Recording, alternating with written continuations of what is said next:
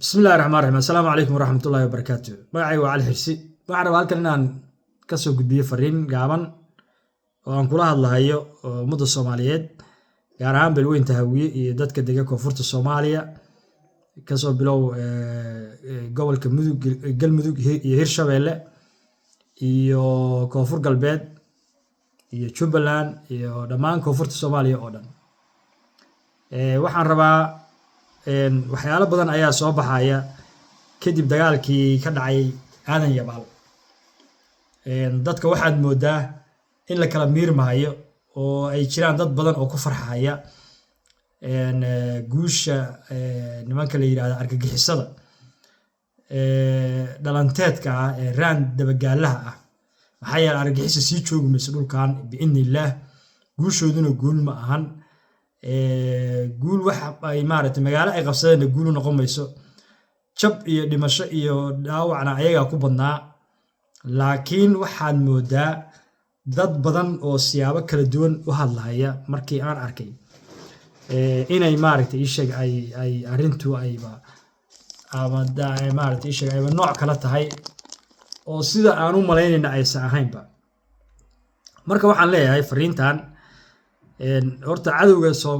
nimankaas khawaarijta waa cadowga ummadda Soomaaliyeed oo dhan weeye qolo ay u roon yihiin ma jirto dadka waa un kala dambaysiinayaan mooyaane qolo ay u roon yihiin ma jirto waa niman u shaqeeya dana shisheeye waa niman aan diin iyo dhaqan iyo Soomaalinimo midnaba aan doonayn shaqo iyo shughulna aan ku lahayn waa caloosha u shaqaystayaal ay ku adeegtaan sirdoonada reer galbeedka iyo dowladaha dariska si dalka Soomaaliya loo curyaamiyo dowladnimadiisa loo baabi'iyo hoosna loogu dhigo magacayaga ilaa iyo inta maaragtay ummaddu ay wadanka ka wada qaxaysa ama ay la wada qabsanayo waxaan arkaya marka waxaan dad badan oo maaragtay u sacabtumaya magaalada aadan yabaal markay qabsadeen waxaan leeyahay dadkaas waad qaldan tihiin waxaadna ku qaldan tihiin aadan yabaal waa dhul Soomaaliyeed aadan yabaal waa degmo ka mid ah degmooyinka Soomaaliya haddii cadow qabsadana inaad u sacabisaan waa ku qaldan tihiin wax kamana duwana degmooyinka kale ee hore ay u qabsadeen iyo kuwa ay hadda qabsan doonaan haddii aan la iska dhicin iyo kuwa hadda ay haystaanba imise degmo ay haystaan imise magaalo ay haystaan dhul intee leeg ayay maamulaan marka waxaa la rabaa haddii dowladda la mucaaradayo qaab kale ayaa lagu mucaaradi karaa siyaabo kale ayaa loo mucaaradi karaa laakiin ma ahan in cadowga loo soo raaco cadow weliba ummadda Soomaaliyeed oo dhan cadow ku ah oo maaragtay ishag aan cidna cid kale uga naxaynin qaasatan waxaan arkayay beelaha habargidir iyo xawaadle oo maaragtay ishag aad ugu maaragtay ishag ugu diganaya beesha abgaal sida in ciidankii meesha ku jabay laga qabsaday maxaa la yiraahdaa aadan yabaal ay abgaal kaliya ahaayeen ama ay maaragtay ishag dagaalka kaligood ay ahaayeen ciidanku ciidan qaran buu ahaa macawsleyda iyo dadka deegaanka unbaa abgaal ahaa waxaana ku dhacday farsamo xumo ciidanka dhexdiisa waxay ku dhacday farsamo xumo ciidamada macawsleyda ah waxay ku dhacday dadka deegaanka oo aan abaabulnayn macawsleyda beelaha xawaadliya habargidiri way abaabulan yihiin madax bay leeyihiin bajad bay leeyihiin maxaa la yiraahdaa hogaamiyaal bay leeyihiin waa la kala soocaa midka shabaabka la shaqeysta kan shabaabka la shaqeyn waa la kala miiraa intii markaas diyaar u ah inay dagaalanto oo aan shabaab shaqo ku lahayn baa la howlgeliyaa madax iyo meel lagala hagaagayna leeyihiin laakiin beelweynta abgaal macawsleydeedu ma organisaaraysna mana abaabulna madax gooniyoo lagala hadla iyo oo muuqdana maanan arkin waa un loo yeeraa ciidamada u qudbeeya Jeneraal Daawud maxaa la ishag odawa iyo la hadlaan shuuto iyo meel lagu soo kala soocay meel lagu soo baaray meel lagu kala ogaaday waxaas maanan arkin marka farsamo xumo noocaas ayaa haysa ciidan iyo xoog iyo cudud maysan weynin marka waxaan leeyahay dib ha iskugu laabtaan dibna loo organisaareeyo madaxa loo sameeyo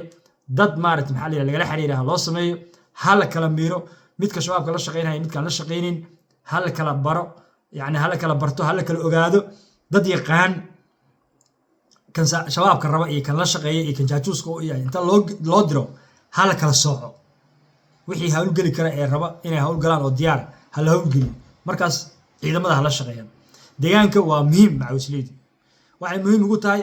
ciidanka ay ka caawinayaan dhulka waxay ka caawinayaan meelaha miinada lagu doogo waxa weeye sahanka loo dirayaa raadkay soo sheegayaan waa ilaalo ciidamada maaragtay maxaa la yiraahdaa ilaalinaysa si fiican oo la xiriiraysa sidaas awgeed macawisleydu waa inay yihiin dad daacad ah oo dagaalku ay ka go'an tahay haddii kaleeto ciidamada way hodayaan وأوسو مارس شباب أوسو تشاجوس هيان شباب كي أوسو قاعد قلنا قطرنا ويتعال سكيلار إن عدونا ومضى الصومالي نول بيت شوغان هلو مدو عدوها الصومالي حديثا أمدو من أسكدعين الصومالي هلس بيكو جرتا دال كان مركا وقدم بيسا أجنبي بيقعنت وقلنا يعني عدو كان وعن كلا كان فرينو قدر هيا إن بيلوين تابل جيري حوال waxaan leeyahay wargii xawaalow waxba abgaal ha ku diganina waxba abgaal ha ku diganina haddii abgaal laga soo takhasuso adinkaa ku xigtaan waana la idiin soo socdaa waana la idinla joogaa sidaas awgeed waxaa la rabaa markii qofka walaalkaaya uu cadow haysto inaad ka fujisid inaad niyadda u dhistid inaad u gurmatid inaad u ciidantid lama rabo inaad ku digatid inaad maxaa la yiraahdaa ishag aad maxaa la yiraahdaa ishag aad ka dhigto nin cadow laba cadow oo adigu aad lahayd oo kala guurisay kale inaad ka dhigto kala ma waa inaad fiirisaa bari waxa dhici doona dagaal waa lagu jabi jiray asxaabtii baa jabi jirtay asxaabtii ayaa la jabi jirtay maxaa yeelay bini aadanka haddaan la jabin oo aan maxaa la yiraahdaa ishag la kibir jabin waa qooqahaya hadhowna maaragtay maxaa la yidhahdaa waa kufrinaya marka bahasho waxa weye hadda kahor ba waxaa idhi raggu libin ma moodaan hadduu maanta ladan yahay berri buu lur iyo khayr labadaba ka eega haddii maanta dhulkiina adinka in badan oo maaragtay xor yahay ama aad nimankii iska soo durkiseen dee berri eega maanta ha eeginina berri waa laydinku soo noqon karaa berri baa wax isbedeli karaan berri baa si yacni wax walbaba waa dhici karaan marka waxaa la rabaa ninka cadowga markuu haysto walaalka inaad ka fujisid oo u gurmatid abgaal waa walaalaheen ha qaldamaan xukunkii oo kusoo laalaabtay ayay maaragtay ishag waxay isbideen oo isku maleeyeen inay ummadda kale ka fadli badan yihiin inay ummadda kale ka wanaagsan yihiin inay ummadda kale wax dheer yihiin bay isku maleeyeen laakiin ma oga sababtii xukunka loogu soo celceliyana ma fahamsana maysa fahmin sababta ay maxaa la yiraahdaa ishag u jameenna ma garan weli maysa fahmin laakiin inay fahmaan ya jaanis ha loo siiyo ha la fahamsiiyo xukunkan abgaal dadka kama aqli badna kama xoolo badna kama tiro badna kama dad badna kama dal badna kama dal wanaagsana laakiin ujeedooyin isuwan oo iyo qabiilooyin isriixaya ayaa xukunka loogu soo celceliyay markii xukunku dadku ku soo laalaabto way kibraan bani aadamku waxay u maleeyaan inay dad kale ka wax dheer yihiin oo ka lacag badan yihiin ka xoolo badan yihiin ka qiimo badan yihiin ka sharaf badan yihiin inaan laga maarmin bay moodaan sidaas awgeed xukunkiina waa ku takabureen way ku kibreen beelihii kale way yeeseen dadkii kale xukunka dowladdii waa u diideen way ku dhibaateeyeen waxa marka hadda ayagu ma fahamsanaa laakiin abgaal waa sii jabahaya wuxuuna ku sii jabahayaa xukunka dartiisa u sii jabahaya marka abgaal waxaan leenahay lugaha dhulka dhiga dadka wax ma dhaantaan dadka kama aqli badnidin kama geesinidin kama fiicnidin laakiin kama jecla laakiin fursadda waxaad ku hesheen meel waxaa la yidhi maxaa la yidhahdaa laba marood ku dagaasha caws baa ku baabaa meel dad kale isku haystaan soomaalida isku haysato ayaad ka dhex qaadateen oo laynkugu dhiibay sidaas marka waxaad u malayseen inaan laynkaba maarmin oo dadka kaleba aysan xukun qaban karin oo wax maamuli karin oo ayaga la-aantooda ay waxba ahayn laakiin maantay maradiina waa sii maxaa la yidhahdaa waan ka sii dhacaysaa haddiina isdaba qaban meel kalaad ku dambayn doontaan bini aadanka dhanna waa sidaas markuu maaragtay iskibriyo jeegadaa lagu dhuftaa casharo ka qaata waxa socdo habar gidid iyo xawaadlana waxaan leeyahay iyo murursade iyo dadka degay gobollada galmudug iyo hirshabeelle iyo gobolka banaadir dagaalka gala maalintii abaarta lagu jiro maxaa la yidhaahdaa isha xataa reemiyigu xataa ma qooqaa ma guursadaan oo gabdhaha ma shukaansadaan waxaa lagu mashquulaa xoolaha sidii daaq lagu raadin lahaa biyo loogu raadin lahaa loo samata bixin lahaa markii roobku da'o ayay maxaa la yidhahdaa dhaantada tuntaan oo welisaqada tuntaan oo berreda tuntaan oo ciyaaraan oo caweysada tagaan oo haanta iyo gurbaanka tuntaan oo isku soo baxaan oo markaas ninkii guur raba iyo gabadhii maarata la guursanayay iyo markaasay maarata ishag ayay barwaaqo iyo guur iyo markaasuu dhaca maantay xilli la xisaabtama maaha maanta waxaa dalku u baahan yahay in la badbaadiyo in la isku digto ma ahan waa inaad joojisaan digashada habargiiri abgaal waxba ma kala ahan waa walaalo xawaadliya iyo abgaal waa walaalo xawaadliya murusada waa walaalo murusada iyo habargiiri waa walaalo dudubliya maxaa la kulli waxba male kama kala ahan cadowgaani cid u daynahay male cadowga markaa loo midoobo ummadda soomaaliyeed ha u wada istaagto isku riixriixa ha la joojiyo abgaalna dib ha iskugu noqdaan wixii ka qaldamay dib ha u fahmaan waxa ka qaldamay ha iska saxaan talada dhulka dadka ha soo dhigaan dadka talada waxaa ka siiyaan xukunka waxaa ka siiyaan dagaalka haddii ilaahay ku reey hoggaankiisa waxaa ka siiyaan ummadda soomaaliyeedna indhahayn ku wada haysaa ummadda soomaaliyeed indhahayn ku wada haysaa caadiyan dabiiciyan waxaa ah markii maaragtay ninka madaxda Soomaalidu waa sidoo waa dad iska critique jecel qabiilka xukunka ninka haya ayaa maaragtay la caayaa waa la dacayadeeyaa waa la hafraa waxay sahayn baa laga dhigaa waxay sabayn baa lagu yiraahdo lagu naba waxaas waa in loo dulqaataa waa caadiyan waxaas wax dhiba ma laha laakiin taladu waa inay noqotaa mid aruursan dalkana taladiisa waa la wada leeyahay waa in la soo dhigaa madaxweyne xasan shiikh oo soo dhigtaa talada wax ka gelisaa maalinba qof wax walba oo dhaca qof baa expert ku ama yaqaana wax kasta qof yaqaana ma jiro qofba wax uu ku fiican yahay qof walba meesha uu ku fiican yahay ku aadi saraakiisha soo jabtay ee ciidanka dayacday ee sirdoonkoodu maaragtay maxaa la shaqeyn waayay maxaa la dagaalada ku soo shabtana kulligood bedel war haddii aragtay abgaal kale ka dhig laakiin raggaan jabay oo ciidanka hortiisa ku fashilmay ha ku celin xil ka wada qaad rag kale keen haddaad doonto dad kale abgaala keenso haddaadan ummadda kale aadan xilka wax ka siinayn oo aadan maxaa la yidhahdaa doonayn in maaragtay dalkan inqilaab baa ka baqaysaa inqilaab military miyaa ka baqaysaa war soomaaliya inqilaab military kama shaqeynaya mana ka dhacaya soomaaliya qabiiladuna waa hubaysan yihiin dowlad xoog lana ma ahan waagii dadku aysan bastooladna haysan oo afarta xarun oo dowladda inta la qabsado idaacadda raadiga hadii laga hadla la yidhaahdo dalkii isbeddel baa ka dhacay maanta ma ahan cid kaa yeelaysa male maanta cid afduubi kartaa ma jirto sababtaa dal waxaa inqilaab lagu sameeyaa dal ciidankiisa iyo dadkiisa iyo awooddiisu ay midaysan tahay oo amarku hal meel ka soo bixi karo ayaa inqilaab lagu sameeyaa ciidamadan aad maaragtay isheeg hoosta ku haysatay dadka kale u magacaab oo khibradda u leh hubkan turkigu keenay oo masar keentay oo eritrea keentay soo bixi yaa u haysataa hubka haddaa cadowga lagula dagaalamay hubka soo bixi bannaanka keena cadowga ha lagula dagaalamo dalka ha la xoreeyo markii dalka la xoreeyo ha la xifaaltamo ha la wada maxaa la yidhahdaa xukunka loo tartamo ha la isriixriixo laakiin maanta waxay taagan tahay sidii ay samayn jireen roomaankii hore waxay samayn jireen markii dalku uu qalqal galo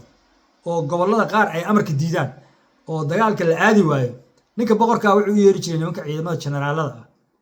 ninka ugu xaasidsan ugu qalbiga adag ugu kartida badan ugu maxaa la yidhahdaa daacsan ayuu seefta u dhiibi jiray wuxuu dhihi jiray amar baarlamaanka la horgeyn jiray baarlamaankooda meeshaan romanka maaragtay sarta roma ku taalla ay lahaayeen ayaa la horgeynaya ninkaana loo ansixinaya waxaa leeyahay xukunka ninkan ayaa lagu wareejiyey boqorka hadduu yidhaha madaxan ka jarhaya ka jar baa la dhihi jiray halkaasuu seeftiis ka qaadan jiray ciidankiisuu wadan jiray wax alla wixii ka hor yimaada dowladda ama boqortooyada ka hor yimaada madaxuu ka guri jiray dalka dhan markuu soo xoreeyo oo uu dalka soo qabto ayuu seeftii asagoo wada keeni jiray baarlamaankii iyo boqorkii ku soo celin jiray markaasaa waxaa laga dhigi jiray ritaaya nin boqora oo baarlamaanka ku jira oo madaxa oo mishaarkiisa qaata oo gadaal jeega u hurda ayuu ahaan jiray maanta waxaa la rabaa qof seefta inta loo dhiibo dhinac inta ka bilaaba wasiir xildhibaan maxaa la yidhahdaa guddoomiye agaasime maxaa la yidhahdaa isha taliye maamul goboleed nin kasta oo ka hor yimaada madaxa inuu ka jiro xukunka oo dowladdu ay amrash ku qaadato oo ciidamada abaabul lagu sameeyo oo dagaalka la galo sidaasaa loo baahan yahay oo maxaa la yidhahdaa isha la rabaa in dalka loo badbaadiyo dalku badbaado u baahan yahay badbaadada dalka markuu u baahan yahana waa in loo galaa wax walba loo laqaa wax aad jeceshahay wax aadan jeclayn waxaas dhan waa in la sameeyaa marka ummadda Soomaaliyeed waxaan leeyahay hal la iska joojiyo digashada hal la joojiyo maxaa la yiraahdaa idaacadaha iyo social media laga hadlaayo dagaalkii iyo algagixisada la dirirayo dhan laga dhigayo inay hal qabiil ku jahaysan tahay abgaal laga leeyahay waxaas argagixisadu way ka faa'iideysanaysaa waa hawlaha ay jeceshahay waxyaalaha la divide and rule ka way waa xukun qaybi oo xukun way markay dadka la kala qaybinin ciidamadaana waa ciidamadii qaranka Soomaaliyeed hadduu macaws leeyahay hadduu ciidan dowladeed yahay hadduu ciidan maamul goboleed yahay nin kasta oo xabadda u ridaya qaranka Soomaaliyeed inuu badbaadiyo cadowgana ku ridaya waa askari qaran waa askari qaran waa askari qaran maxaa yeelay wuxuu u dirirahay askari qaran wuxuu u diriraa oo cadow xabadda ugu ridaa inuu dalka badbaadiyo iyo dadka ninkaana wuxuu cadow ugu ridayaa xabadda inuu dalka iyo dadka badbaadiyo maskaxdiina fura qabyaaladda iyo qurunka iska daaya maxaa la yiraahdaa nacaybka iska daaya xil jacaylka iska daaya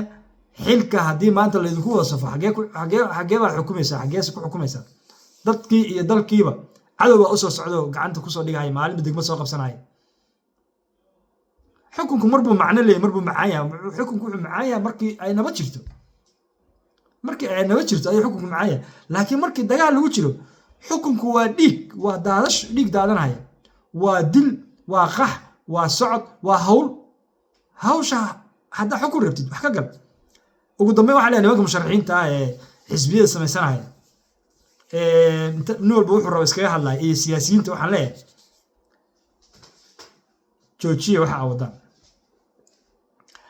ninkii qoriga qaata oo booshka qaata oo ciidanka u taga oo raashin u geeya oo biyo u geeya oo timir u geeya oo furinta taga ninkaasaa musharax ah ninkaasaa xukunka loo dhiibaya ninkii inta qol isku soo xira ama hotel kiraysa ama guri weyn filaa ka soo jeeshay idaacadaha u yeerta ee wuxuu raba sheega xukun ha sugin xaaraan bay kaa tahay hayhaati kaa tahay ma garatay haddaad dalka doonayso marka siyaasiyow maxaa la yiraahdaa ii sheeg ama siyaasi hore ama mid dambe ahow dalka u dagaalan ha ku hadlin khawaarijta afkeeda siyaasi maahay waxaan rabaan sheegi karaa ma jirto ya mid khawaarij afkeeda ku qaraabta siyaasi warka beenta qoraya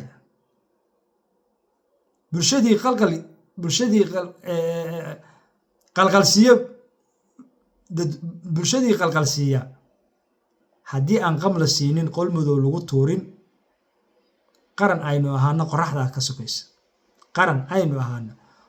ka sokaysa ma fahamteen nin khawaarij afkeeda ku hadlahaya oo siyaasi sheeganahaya oo wuxuu rabo qorhaya oo dadka qalqal gelinaya maya ma yeelin kaas waa in ummadda laga qabtaa haddii aan qamla siinin qol madow lagu tuurin qaran aynu ahaano qoraxdaa ka sokaysa waan salaamaya waa aniga cali cilsiyo idin leh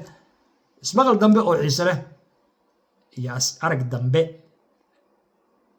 oo ilaahay subxaana watacaala nagu soo nabad celiyo anagoo barwaaqi bashbash ku jirna